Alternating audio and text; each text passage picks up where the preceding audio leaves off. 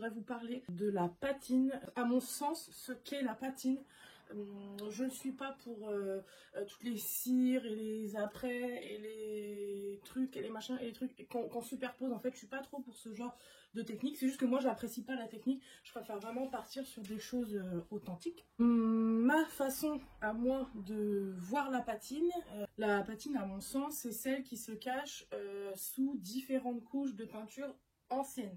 Voilà, on est sur un buffet parisien comme ça. Je l'ai acheté tel quel. Il est peint.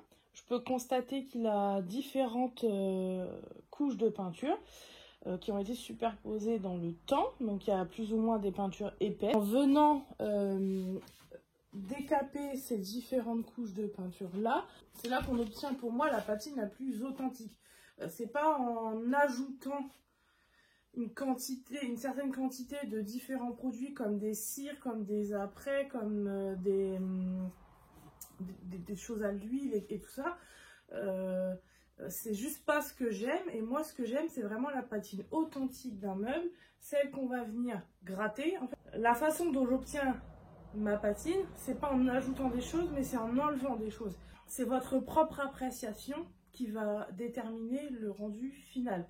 C'est-à-dire que moins vous aimez l'aspect d'une peinture ancienne où est-ce qu'il va rester des traces, plus vous allez gratter et poncer, plus vous allez obtenir un bois presque neuf. Voilà, un retour au bois brut de chez Brut, sans aucune trace de peinture. Bon bah là, plus vous grattez, plus vous poncez, moins vous aurez cette patine d'origine qui va venir se révéler en enlevant quelques couches de peinture. Ma façon à moi d'obtenir cette patine, je vais la voir avec le décapeur thermique et une spatule. Donc ça, c'est la première étape. Ça va... Je vais le tuer. C'est mon chéri. La première étape, enfin ça va être la première étape. C'est-à-dire venir faire chauffer la peinture qui va se ramollir et avec la spatule, on va pouvoir gratter le plus gros. Mais il ne faut pas chercher à aller gratter vraiment jusqu'au minuscule morceau de peinture qui va se trouver dans un trou. Sinon, comme je vous expliquais avant, bah, cette patine-là, elle va s'en aller. Cette patine-là, pour moi, c'est différentes couches de peinture qui vont rester accrochées au bois malgré que vous ayez déjà poncé. Je crois que c'est la définition la plus claire que je peux vous donner. À mon sens, à moi. Décaper, mais pas trop. Pour qu'il y ait un petit peu de peinture qui reste dans certaines fibres du bois. Et c'est ça qui... Et en plus, comme il y a différentes couches, donc différentes couleurs, vous allez avoir ce panel un peu de couleurs qui, mélangé au bois brut, est super intéressant pour ce rendu-là de la patine. Donc, une fois qu'on a fait cette étape-là, on doit venir avec une ponceuse. On va voir quand on va gratter, en fait, la peinture, elle va ramollir et s'enlever. Mais quand vous la laissez de côté, après, elle redurcit. En fait, vous avez plein de miettes, plein d'aspérités. Vous ne pouvez pas le laisser comme ça. Et c'est là que la ponceuse, elle intervient. Elle, en tant que finition, on va déjà venir dégrossir pour retirer tout ce qu'on a pu gratter avec le décapeur. Et ensuite, vous allez descendre en grain pour vraiment apporter comme un polissage, je ne sais pas si ça se dit, de votre patine. C'est-à-dire qu'à un certain stade, il va rester ces traces de peinture dont je vous parlais. Et à ce stade-là, on s'arrête là. C'est comme ça que moi j'aime ma patine. On s'arrête là, mais pour apporter quand même quelque chose de lisse et propre, on va venir avec un papier, un petit grain 240 à peine, hein, vraiment pour venir lustrer tout ça. Et une fois que ça c'est fait, il faut bien dépoussiérer, parce que par contre cette technique-là, c'est énormément de poussière. Et une fois que vous avez bien tout dépoussiéré, vous pouvez vernir. Et après, une fois que votre vernis est posé, votre patine, elle est protégée en dessous du vernis, ça ne bougera plus. Et c'est... Le fait de mettre du vernis aussi, ça repousse énormément la poussière, parce que laisser des meubles bruts que vous avez décidé de travailler sur cette technique-là, c'est un attrape-poussière phénoménal. Il faut absolument vernir quand vous procédez par cette technique-là. Je voudrais vous montrer cette technique, ma façon de faire, sur le plateau du buffet. Je n'ai pas encore décidé si je faisais tout le reste, mais pour vous expliquer comment ça fonctionne et pour vous montrer comment ça rend et pour vous montrer comment on sert des outils, je voudrais m'occuper du plateau. C'est parti! Donc, ce que je vous expliquais, sur un meuble particulièrement qui a été peint au fur et à mesure des années, on peut constater différentes teintes de peinture. Et on peut voir le bois en dessous là. Et nous, c'est ça qu'on va essayer de retrouver, c'est cet aspect de différentes teintes de peinture mélangées au bois, parce que ça va être un petit peu rentré dans la fibre, et en décapant légèrement, on va pouvoir en garder un petit peu dans la fibre. Et pour tout vous dire, j'utilise un décapeur thermique, je vous avoue que je ne sais même plus où je l'ai acheté, celui-là ça fait déjà quelques temps que je l'ai, mais j'ai l'impression qu'il est en train de me lâcher. Donc je vais vite vous montrer avant qu'il me lâche. Donc j'ai ma spatule, moi j'appelle ça un couteau de plaquiste, peut-être que j'ai une grosse bêtise. Donc là, je mets comment bien s'en servir, je le mets en route et je reste un certain moment sur la surface que je souhaite gratter. Et quand vous voyez que ça commence à cloquer, c'est là qu'il faut gratter. Mais il ne faut pas rester trop longtemps parce que sinon vous allez le faire cramer et vous allez voir que ça va fumer. Donc je vais essayer je vais vous filmer ça en mode normal pour vous montrer un morceau. Et après je passe en mode rapide pour vous montrer comment ça fonctionne. Très important avant de commencer, protégez-vous. Donc bon, il n'y a pas d'éclat sur ça, je ne mets pas de lunettes pour le faire. C'est pas très fort, j'arrive à le tolérer, donc je ne mets pas de casque. Par contre, je me protège les poumons avec le masque à cartouche. C'est hyper important parce que vous savez pas ce que vous grattez comme peinture. Hein. Donc déjà, j'ai envie de vous dire, faites-le dehors. Mais quand même avec un masque, faites-le dehors. Moi je peux pas à l'atelier, je peux pas mettre dehors, en plus de toute façon il pleut donc c'est foutu. Par contre moi l'atelier est aéré, quand je veux dire là, la fenêtre est grande ouverte, la porte est grande ouverte, je suis protégée, voilà. Donc, mais je vous conseille de le faire vraiment dehors, c'est vraiment mieux et surtout de vous protéger. Donc là j'allume mon décapeur thermique que je mets sur vitesse 2. Et je ne le colle surtout pas au bois, voilà, je reste entre 3 et 5 cm au-dessus du bois. Je laisse cloquer, voilà, je me mets au-dessus d'un élément. Et dès que ça cloque, je gratte. Voilà, je gratte. Et je ne reste pas dessus, hein. Une fois que c'est gratté, on passe à autre chose. Il ne faut pas mettre en surchauffe ni le support ni la peinture. Donc là, vous me voyez gratter. Et vous pouvez constater que je ne suis pas dans l'excès de grattage entre guillemets. Je n'essaie pas d'aller chercher la peinture dans les moindres recoins comme là, ce petit exemple que je vous fais. Là j'ai été chercher dans la jointure. Mais ça je le fais pas partout. Je veux laisser des petits morceaux de peinture volontairement. Et c'est ça en fait qui va vous donner votre patine. Donc, juste ici, je me penche, juste ici là. On commence en fait à voir la patine. C'est là que la patine elle commence à se révéler. Bon, visiblement c'est un bleu-gris qui a été posé en dessous. Bon, c'est pas ce que je préfère comme découverte en dessous, mais ça veut pas dire que le meuble il sera pas sympa. Donc je vais continuer sur toute la surface du plateau. Donc vous voyez, c'est pas compliqué. Hein. Une fois que ça c'est en route, vous restez sur un... Vous localisez sur un endroit et quand vous voyez que ça commence à buller, à cloquer, vous grattez, ça va s'enlever tout seul. Et dès que ça c'est fait, vous restez pas dessus hein, quand vous grattez. Une fois que ça c'est fait, vous passez à un autre espace et vous grattez. Et vous faites ça tout le long. Et je vous retrouve juste après.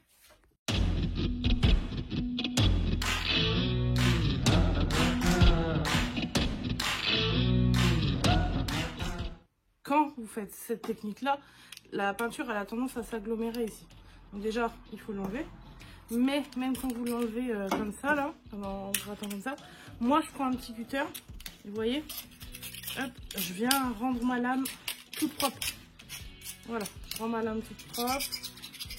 Et vous verrez, avec une spatule régulièrement grattée comme ça, entre quelques centimètres de coup de décapeur, la peinture elle se réenlèvera encore mieux. Voilà.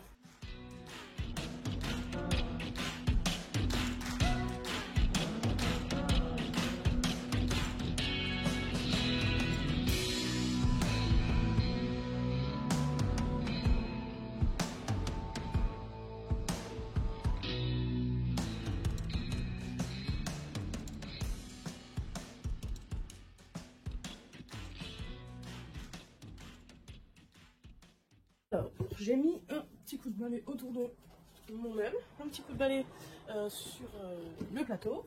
J'ai sorti ma ponceuse raccorder à l'aspirateur, c'est encore mieux. Là, il me reste un petit grain dessus 80, donc je vais le laisser parce que j'ai encore en état de poncer. Donc je remets mon masque, je mets mon casque. Là, pour le coup, vous mettez votre casque. Vous pouvez mettre des lunettes si vous voulez et des gants si vous voulez, il n'y a pas de problème. Et donc là, l'idée, c'est de venir poncer le plateau. On va dégrossir la merde, en fait. Tous ces petits morceaux-là, d'éclats de peinture qui restent, qui ont durci. Après avoir... en fait, la peinture, elle est dure. Quand vous la chauffez au décapeur, elle ramollit, donc vous pouvez l'enlever. Mais une fois que vous avez écarté votre décapeur, elle redurcit. Mais elle redurcit en petits morceaux. En fait, là, quand vous touchez, on entend... Voilà, c'est hyper poussiéreux, c'est très rugueux, enfin bref. Donc là, on va mettre un gros coup de propre dessus pour commencer. Et on dosera un petit peu comme ça ce qu'on souhaite garder comme patine. Donc déjà, l'idée c'est d'effacer un petit peu les traces de la spatule. Mais bon, il faut dans le meilleur du possible suivre le bois, la ligne du bois. Mais des fois, vous ne pouvez pas toujours parce que ça dépend comment la peinture elle s'enlève. Des fois, c'est compliqué. Des fois, le bois il est un petit peu gondolé. Donc, vous ne pouvez pas y aller dans le fil du bois, dans le sens du bois parce que du coup, ça n'enlève rien.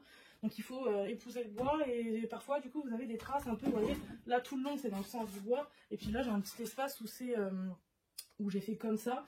Parce que on sent bien que là, le bois, il est comme ça. Et si j'avais continué comme ça, en fait, ça abîme plus le meuble qu'autre chose. Donc c'est parti, on va déjà nettoyer et commencer à doser ce qu'on souhaite comme patine. Donc là j'ai mis un grain 80 mais qui a déjà été utilisé, donc en gros il équivaut plutôt à un grain 120 et c'est très très bien pour faire ce que j'ai envie de faire. C'est à dire que là je n'appuie pas du tout, vous voyez, je suis vraiment hyper souple sur la ponceuse.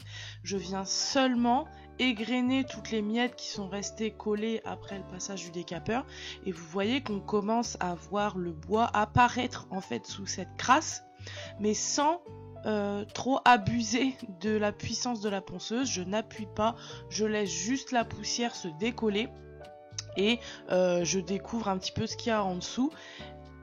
Voilà, ce que je recherche dans un premier temps, c'est pas rendre le bois clean, c'est voir ce qui se cache en dessous déjà. Donc là, je change de grain. Voilà, ce que j'ai fait, c'est que j'ai poncé qu'une seule partie du plateau pour que vous puissiez voir la différence. Là, j'ai retiré mon gros grain et j'ai mis un grain 240. Où là, je vais venir comme lustrer le bois. On a enlevé la plus grosse partie de la poussière, des résidus de peinture et de bois. Et donc là, je viens lustrer et rendre le bois tout doux. Et là, à ce stade, tout ce qui ne vient pas, tout ce qui reste dans la fibre du bois, je ne vais pas le chercher. Moi, je m'arrête là. Je suis un petit peu feignante en fait. Tout ce qui ne vient pas, je ne vais pas forcer pour aller le chercher. Ce qui ne vient pas, c'est ce qui va devenir ma patine. Ce qui va être dans la fibre du bois, ce qui va être dans les jointures. Voilà, tout ce panel de couleurs, je ne vais pas le chercher. Donc là, j'ai fait un petit truc, c'est que j'ai pas poncé tout le plateau. En fait, pour vous montrer la différence. Donc là, ici c'est un plateau qui a juste été décapé au décapeur thermique. Donc juste gratté à la spatule, pas de ponceuse, rien du tout. Un petit coup de balai. En fait, je ne sais pas si vous allez pouvoir voir, mais quand vous faites ça, vous voyez toutes les petites aspérités qu'il peut y avoir ici. Enfin, vous voyez tout ça là, c'est pas droit, c'est pas propre. Voilà, ça fait plein de petits morceaux poussiéreux. En fait, vous voyez tout ça là, on le voit super bien. Vous voyez ça là, c'est non, on laisse pas des trucs comme ça, c'est pas propre, ça va finir par bouger dans le temps, c'est plein de poussière, c'est pas propre. Donc là, ce que j'ai fait, c'est que je suis venue d'abord avec mon papier en 80. Donc comme c'était un 80 déjà bien usé, ça fait le job d'un 120 en fait, parce qu'il est déjà bien abîmé. Donc, mais moi ça me dérangeait pas, hein, c'est pas grave, je le finis en 120, c'est très bien. Donc ça c'est la maille. Et donc là, je l'ai fait sur toute cette partie. J'ai d'abord fait maille 80 qui en fait envoie un 120 parce qu'elle est déjà bien abîmée. Et je suis ensuite venue derrière finir au 240. Donc pour avoir quelque chose de vraiment lisse. Et en fait là, il n'y a plus rien quoi. C'est pas compliqué, hein. Vous voyez, ici je mets un petit coup de balayette sur ce qui n'a pas été poncé. Bon bah voilà. Vous voyez toutes ces choses là qui restent collées au bois en fait. Vous pouvez pas juste vous arrêter à cette étape. Il faut aller un peu plus loin. Donc là je mets un petit coup de balayette. Voilà. Ici c'est vraiment tout doux quoi. Enfin, le bruit, rien que le bruit en fait. Hein. Ici c'est poncé. Ici c'est pas foncé, donc en fait il y a une vraie différence. Puis vous voyez quand on se met comme ça, il n'y a plus rien, c'est nickel. Il n'y a plus aucune aspérité, il n'y a plus de... voilà, il y a ces choses-là dans les jointures, mais ça reste quoi. Ça, là on a été au bord à bord du bois, on est à fleur du bois. Et donc voilà, moi j'ai dosé mon ponçage comme ça. Donc là ça a encore un aspect très poussiéreux. Donc là je vais dépoussiérer comme ça. Et on va mettre un petit coup de vernis dessus et vous allez voir la patine se révéler d'un seul coup. Donc je prends mon petit vernis V33, il m'en reste vraiment un fond, mais ce sera suffisant parce que je vous le montre sur un bout de plateau. Donc celui-là il est incolore et il est mat, et aussi ça va vous permettre de voir la différence entre un vernis, entre un bois verni et un bois non verni. Donc c'est parti. Bon bah là c'est vraiment la dèche. Il y en a plus. En plus matin je suis allée au magasin et il n'y a plus du tout cette marque est en rupture. Je crois que vous avez vidé le rayon V33 là où j'habite. Mais c'est pas grave, c'est que c'est un bon produit. Donc là, je viens passer mon vernis sur une partie du bois que je viens de poncer. Donc là, je me suis arrêtée ici avec la ponceuse. Donc en gros, vous allez pouvoir voir produit fini en cours, vraiment décrassage en gros. Donc là, voilà, je vous fais une belle ligne droite. Ici, c'est verni, mais c'est pas encore sec. Donc on se retrouve dans une seconde pour vous et une petite heure pour moi quand il aura bien sec. Là j'ai mis 2 couches de vernis depuis tout à l'heure. Finalement j'ai préféré vous montrer, voilà, quand c'est un bois brut, 2 couches c'est suffisant. Donc là on est sur un bois verni, vous voyez, et là on est sur un bois qui n'est pas verni, qui est assez poussiéreux.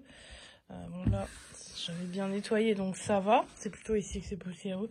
Donc du coup là vous voyez la différence entre les deux. Donc maintenant ce que je vais faire, voilà, ça c'est un bois, vous voyez les petits reflets là, voilà. Là c'est un bois protégé avec une patine qui est complètement à fleur, et même ces traces là de peinture que vous voyez par exemple, que j'ai laissé volontairement et j'ai laissé les fibres volontairement remplies de peinture. En fait c'est à fleur du bois, il y a pas de... C'est hyper lisse en fait, hein. Vous sentez rien quand vous passez dessus, vous ne sentez pas du tout d'aspérité. Et c'est là tout le travail de décapage et de lustrage entre guillemets. Et aussi le vernis va venir emprisonner définitivement cette patine et ça ne bougera plus du tout. Voilà, donc là je vais terminer en mode rapide le petit bûcher là. Et puis voilà.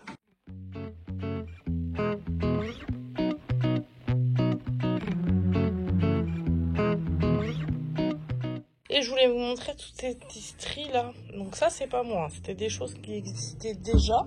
Je pense que c'est dans les scieries peut-être à l'époque, c'est comme ça qu'on faisait les planches, vous voyez. Donc on les grattait. Quelques éléments de peinture comme ça, j'ai laissé des fibres remplies. Et puis voilà, on va pouvoir vernir maintenant. Vous voyez, il y a une petite différence quand même de lumière. Donc l'idée ensuite, ce que j'ai fait là sur un petit élément assez simple, hein, puisque c'est quelque chose de plat, vous voyez, je me suis même pas embêtée à faire le rebord là, mais ça c'était pour vous montrer. Et ensuite tout ce que je viens de faire là, je vais devoir le faire sur tout le bas, à moins que je décide de faire autre chose. Mais c'est vrai que dans l'idée de l'avoir entièrement comme ça, c'est vraiment pas mal. Donc voilà, j'espère que mes explications étaient claires, j'espère que vous avez compris, et vous voyez, c'est vraiment pas compliqué, hein. Si vous retapez déjà des meubles, vous avez déjà probablement une ponceuse. Vous avez déjà probablement eu un gratte-gratte. Donc soit vous avez déjà le décapeur thermique, et tant mieux, dans ce cas-là, vous avez tous les outils pour pouvoir le faire. Et si vous n'avez pas de décapeur thermique et que vous souhaitez faire ça sur un meuble que vous avez chez vous, mais que vous n'avez pas envie de mettre 200 € dans un décapeur thermique, il n'y a pas de problème, hein. Vous en trouvez une 50aine d'euros chez Leroy Merlin, dans les entrées de gamme, il y en a, et ils font le job. C'est pas parce que c'est une entrée de gamme que c'est pas de la qualité. C'est une entrée de gamme, et c'est super bien pour des choses occasionnelles. Voilà, si c'est pour faire 3 meubles chez vous dans l'année, oula, mais c'est largement 50 € dans le décapeur thermique. Par contre, si vous vous dites, ah bah moi j'aurais quand même, là j'aimerais bien m'en enchaîner 10 par exemple. Bon, bah là je vous suggère peut-être de prendre une gamme au-dessus. Voilà. Et puis à l'inverse, bah, si c'est votre travail ou que vous décidez d'en faire votre travail, là votre décapeur, je peux vous dire qu'il va fumer et qu'il ne faut pas hésiter à mettre le prix. parce que, bon bah voilà, celui que j'ai, moi, c'est vraiment un entrée de gamme. Je crois que ça vient de chez Action, vous voyez. Ça va faire déjà un an que je l'ai, je dirais. Là, il commence un peu à faire la tête. Je l'entends, en fait, au bruit, pour en avoir cramé beaucoup des décapeurs thermiques. J'entends qu'il va pas tarder à cramer.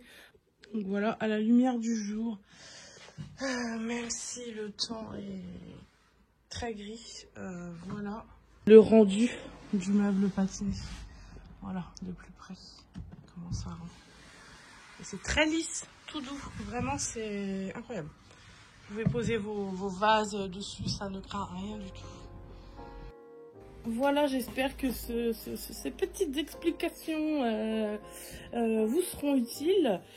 Et si vous décapez un meuble pour faire une jolie patine comme celui-ci, n'hésitez pas à me l'envoyer sur Instagram.